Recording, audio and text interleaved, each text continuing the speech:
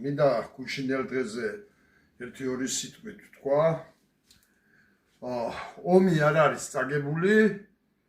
ალბათ ახლა ვინ რა როლი შეასრულა და ამიგენის განხილვის ისე რა თქმა უნდა განვიხილოთ, მაგრამ ერთმანეთისკენ ხელის გაშვერა ეს არა გადარჩენა.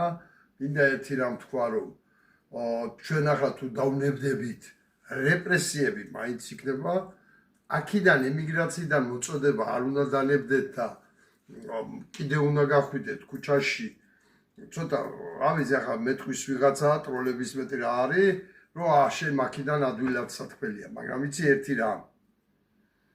ერთი რამ, დავნებდებით რეპრესიები, ხალხის დაჭერა და ის მაინც იქნება, არ დავნებებით, რა თქმა უნდა გააგრძელებენ რეპრესიას.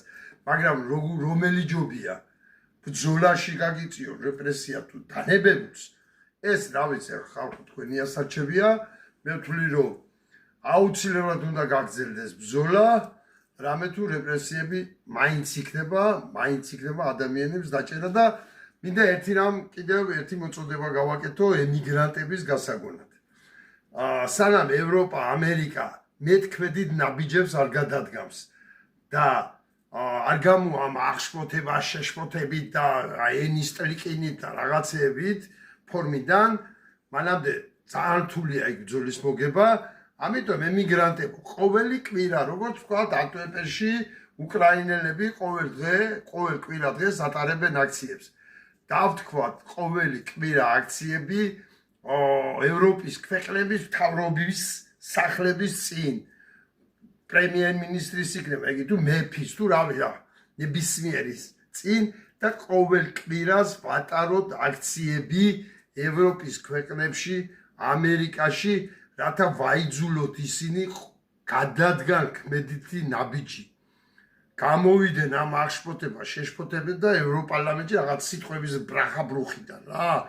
თორე დედა არ გვეყოლება და აი ასეთი წაყრუებებით, ასეთი რაღაცებით მიიღენ პუტინი, მიიღენ ომი და მიიღენ შფოთვა, რომ პუტინი მერე მასსაც დედას უტირებს. აი მიიღებენ იგივე ბიზინა ინანშუს რა.